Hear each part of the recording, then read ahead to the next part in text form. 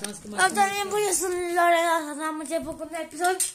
Știu că am făcut în acea zi când am făcut și canalul de YouTube. Astăzi o să vă arăt... Salut, băieți! O să vă arăt câteva squish-uri din ale mele. Și hai! Am zis că fără squish-uri. O să vă arăt squish-uri din ale. O să dăm. Da. Și să nu se mai aici. zice, ok?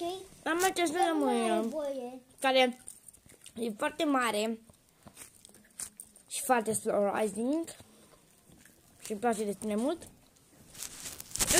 Dani! Salut, băieți! Da? După am acest Panda Galaxiu. Dar puteți să dai la... După am acest căcățel Galaxiu. Da? Care este și de slow rising. Bă, câte squish-uri n-ar fi să faci atât! Umăr. Foarte slow rising și el. el. Acum. Un iepuraș. Da.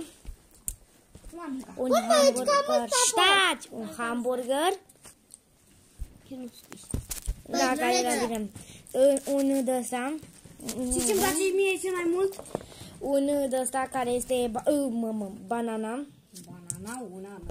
Nu, pe nu banana. După am schelet, doi panda bani care mai umplem de squish. Și un squish făcut de mine, adică două.